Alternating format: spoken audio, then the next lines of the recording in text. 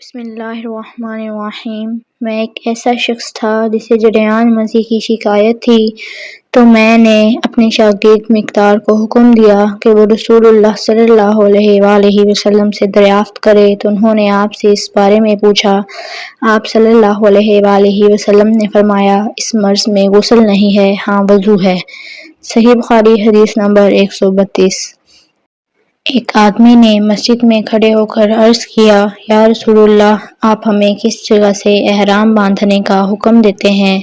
تو رسول اللہ صلی اللہ علیہ وآلہ وسلم نے فرمایا، مدینہ والے ذوالحلیفہ سے احرام باندھیں، اور اہل شام جحفہ سے، اور نجد والے قرن منازل سے۔ ابن عمر رضی اللہ عنہ نے فرمایا کہ لوگوں کا خیال ہے کہ رسول اللہ صلی اللہ علیہ وآلہ وسلم نے فرمایا، یمن والے یلملم سے احرام باندھیں، اور ابن عمر رضی اللہ عنہ کہا کرتے تھے کہ مجھے یہ آخری جملہ رسول اللہ صلی اللہ علیہ وآلہ وسلم سے یاد نہیں۔ صحیح بخاری حدیث نمبر 133۔ ایک شخص نے آپ سے پوچھا کہ احرام باندھنے والے کو کیا پہننا چاہیے؟ آپ صلی اللہ علیہ وآلہ وسلم نے فرمایا، نہ قمیص پہنے، نہ صافہ باندھے، اور نہ پاجامہ، اور نہ کوئی سرپوش اوڑھے، اور نہ کوئی زعفران اور سے رنگا ہوا کپڑا پہنے۔ اگر جوتے نہ ملیں تو موزے پہن لے، اور انہیں اس طرح کاٹ دے کہ ٹخنوں سے نیچے ہو جائیں۔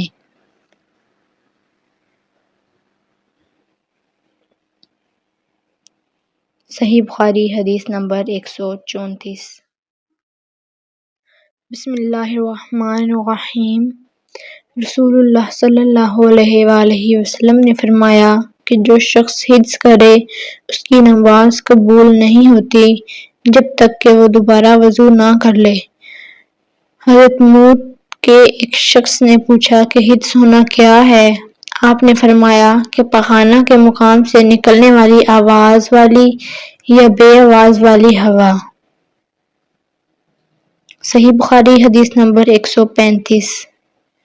آپ صلی اللہ علیہ وآلہ وسلم فرما رہے تھے کہ میری امت کے لوگ وضو کے نشانات کی وجہ سے قیامت کے دن سفید پیشانی اور سفید ہاتھ پاؤں والوں کی شکل میں بلائے جائیں گے، تو تم میں سے جو کوئی اپنی چمک بڑھانا چاہتا ہے تو وہ بڑھا لے، یعنی وضو اچھی طرح کرے۔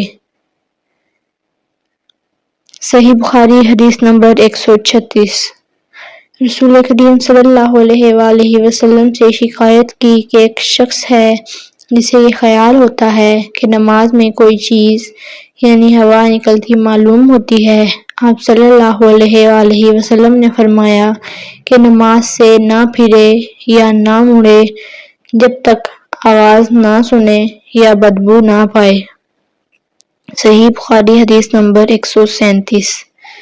نبی کریم صلی اللہ علیہ وآلہ وسلم سوئے یہاں تک کہ آپ خراٹے لینے لگے، پھر آپ نے نماز پڑھی، اور کبھی کہا کہ آپ صلی اللہ علیہ وآلہ وسلم لیٹ گئے، پھر خراٹے لینے لگے، پھر آپ صلی اللہ علیہ وآلہ وسلم کھڑے ہوئے، اس کے بعد نماز پڑھی، پھر ابو سفیان نے ہم سے دوسری مرتبہ یہی حدیث بیان کی عمرو سے، انہوں نے قریب سے، انہوں نے ابن عباس رضی اللہ عنہ سے نقل کیا کہ وہ کہتے تھے کہ میں نے اپنی خالہ حضرت میمونہ کے گھر رات گزاری، تو میں نے دیکھا کہ رسول اللہ صلی اللہ علیہ وآلہ وسلم رات کو اٹھے۔ جب تھوڑی رات باقی رہ گئی تو آپ صلی اللہ علیہ وآلہ وسلم نے اٹھ کر ایک لڑکے ہوئے مشکیزے سے ہلکا سا وضو کیا۔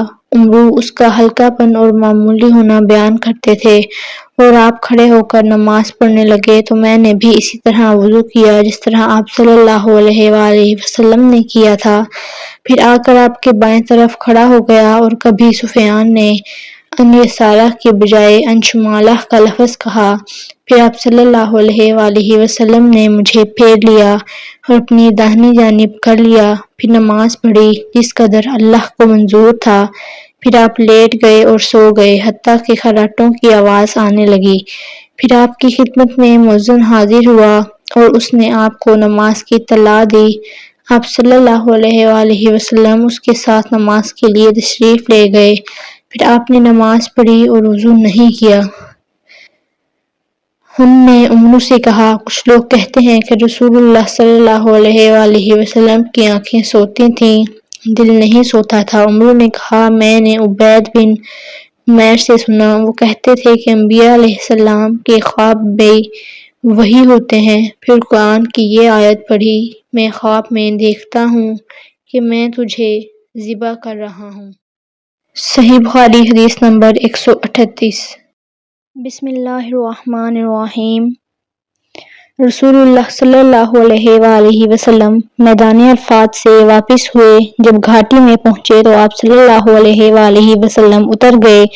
آپ صلی اللہ علیہ وآلہ وسلم نے پہلے پیشاب کیا، پھر وضو کیا اور خوب اچھی طرح نہیں کیا۔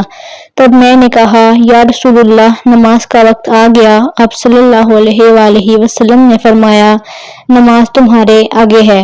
جب مزدلفہ میں پہنچے تو آپ نے خوب اچھی طرح وضو کیا، پھر جماعت کھڑی کی گئی۔ آپ صلی اللہ علیہ وآلہ وسلم نے مغرب کی نماز پڑھی، پھر ہر شخص نے اپنے اونٹ کو اپنی جگہ بٹھلایا، پھر عشاء کی جماعت کھڑی کی گئی اور آپ صلی اللہ علیہ وآلہ وسلم نے نماز پڑھی اور ان دونوں نمازوں کے درمیان کوئی نماز نہیں پڑھی۔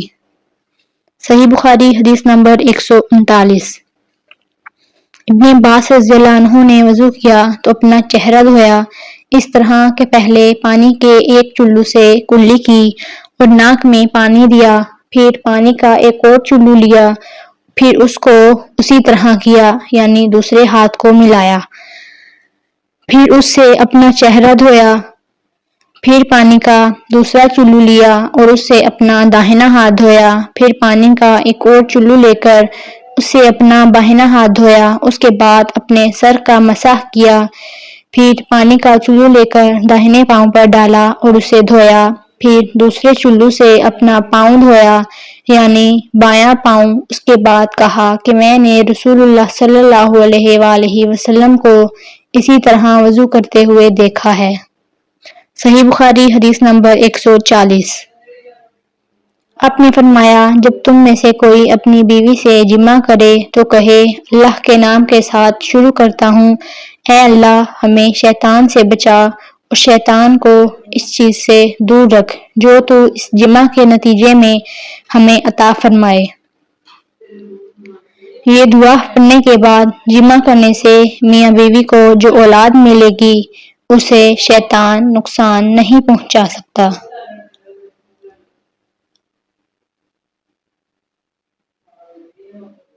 صحیح بخاری حدیث نمبر 141۔ بسم اللہ الرحمن الرحیم۔ رسول کریم صلی اللہ علیہ وآلہ وسلم جب قضائے حاجت کے لیے بیت الخلاء میں داخل ہوتے تو یہ دعا پڑھتے، اے اللہ میں ناپاک جنوں اور ناپاک جننیوں سے تیری پناہ مانگتا ہوں۔ صحیح بخاری حدیث نمبر 142۔ نبی کریم صلی اللہ علیہ وآلہ وسلم بیت الخلاء میں تشریف لے گئے۔ میں نے بیت الخلاء کے قریب آپ کے لیے وضو کا پانی رکھ دیا۔ باہر نکل کر آپ نے پوچھا یہ کس نے رکھا؟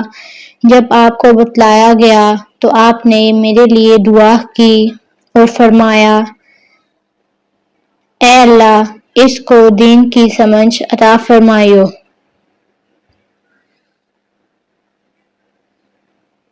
صحیح بخاری حدیث نمبر 143۔ رسول اللہ صلی اللہ علیہ وآلہ وسلم نے فرمایا کہ جب تم میں سے کوئی بیت الخلاء میں جائے تو قبلہ کی طرف منہ کرے نہ اس کی طرف پشت کرے بلکہ مشرق کی طرف منہ کر لو یا مغرب کی طرف۔ صحیح بخاری حدیث نمبر 144۔ لوگ کہتے تھے کہ جب قضائے حاجت کے لیے بیٹھو تو نہ قبلہ کی طرف منہ کرو نہ بیت المقدس کی طرف۔ یہ سن کر عبداللہ بن عمر رضی اللہ عنہ نے فرمایا کہ ایک دن میں اپنے گھر کی چھت پر چڑھا تو میں نے حضرت صلی اللہ علیہ وآلہ وسلم کو دیکھا کہ آپ بیت المقدس کی طرف منہ کر کے 2 اینٹوں پر قضائے حاجت کے لیے بیٹھے ہیں۔ پھر عبداللہ بن عمر رضی اللہ عنہ نے کہا کہ شاید تم ان لوگوں میں سے ہو جو اپنے چوتڑوں کے بل نماز پڑھتے ہیں۔ تب میں نے کہا خدا کی قسم میں نہیں جانتا کہ آپ کا مطلب کیا ہے۔ امام مالک رحمۃ اللہ علیہ نے کہا کہ عبداللہ بن عمر رضی اللہ تعالیٰ عنہ نے اس سے وہ شخص مراد لیا جو نماز میں زمین سے اونچا نہ رہے، سجدہ میں زمین سے چمٹ جائے۔ صحیح بخاری حدیث نمبر 145۔